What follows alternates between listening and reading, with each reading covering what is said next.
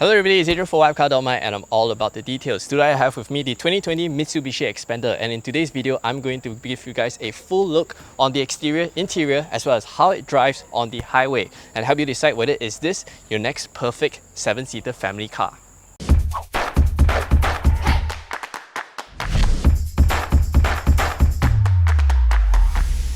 Download the official WapCar app now on Google Play Store.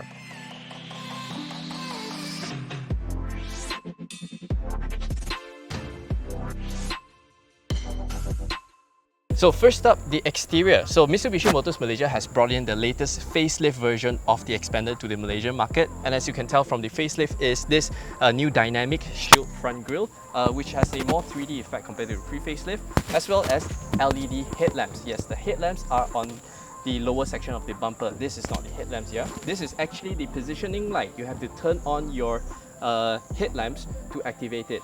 However, if you notice some Xpander going on the road, you will notice that their fog lamps are on. That's actually not their fog lamps, that is their daytime running lights. So the fog lamps has a daytime running light housing mounted right into it. Now over to the side. It gets 16-inch dual tone alloys, and if you notice, the Xpander doesn't have a roof rail as seen in cars like the Honda BRV as well as Toyota Rush. What's nice though, they have a sort of like a floating effect on the C-pillars with this blacked out piece. And to the rear of the Xpander, I feel is the much better looking car among its class, because the BRV looks kind of weird until today I still find it looks a little bit weird. The Xpander with its clean and smooth lines just looks a lot more mature. Boot space. Oh, before the boot space, for our local spec Malaysia Xpander, Mitsubishi Motors Malaysia has added this rear fog lamps to comply with our local regulations. So this is unique to us. You don't get it in the Indonesia or other markets Xpander. Now, boot space. With all 7 seats up, the Honda BRV still has the advantage with 223 litres. The Xpander is slightly smaller. And it's even worse if your third row seats passenger decides to recline the third row seats, eats into the boot space a little bit. However, the Xpander has the most versatile storage space right here among its class, because it's able to fold the seats completely flat, not only for the third row seats but also for the second row seats, so you're able to fit larger, longer items.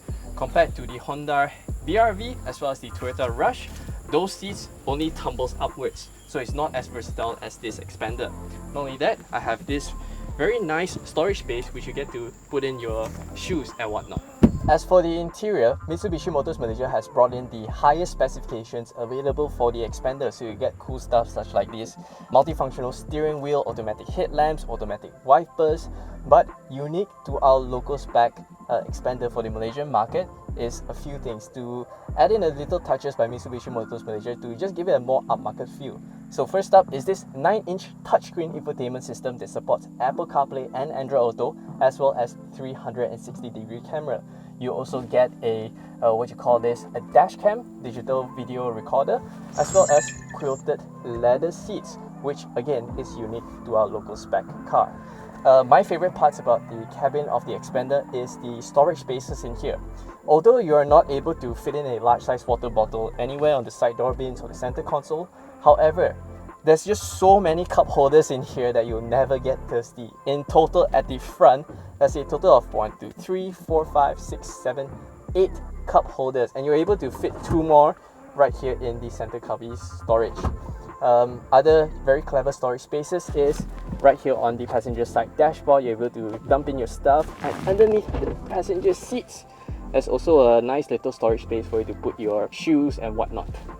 Standard for cars in this class include rear air blowers with fan speed adjustments, as well as sliding middle row seats. So even though I have the front seat adjusted to my usual driving position and I'm 175 cm tall, with all the seat slide all the way forwards, look, I still have about 1 tennis ball's worth of space. All the way backwards, no complaints whatsoever. Other amenities in here include clever back pocket storage on both the driver as well as the passenger side, as well as a center armrest if you don't have a middle passenger. As for the second row seats, there's another 6 cup holders, 3 on each door bin. So yeah, again, you'll never get thirsty in the Xpander. Another standard features of cars of this class is a one-touch tumble function for the middle row seats. So getting into third row seats is very easy.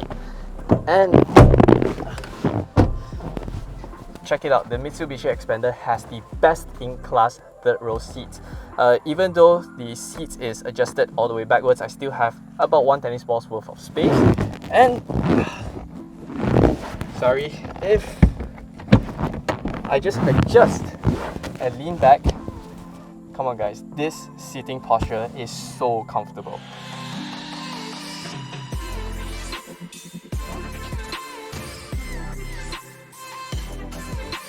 So what's it like driving the Mitsubishi Xpander? Well, first impressions is this is such a comfortable family car. I can clearly tell that Mitsubishi, when they developed this car, right from the onset, is to create a super comfortable, family-friendly 7-seater. Because the suspension is very supple, they spend a lot of work doing this because the ride quality in here is superb. It's top-notch stuff, and among its class rivals, the Toyota Rush and Honda BR-V, I think the Xpander has the most sophisticated ride quality among the three. Not only that, the car is also very well insulated, simply because they have added this acoustic windshield, additional soundproofing on the roof, as well as thicker front and rear windows. These side windows here, the fronts are 2 times thicker compared to the industry standards, so that wind noise is very well suppressed in the cabin.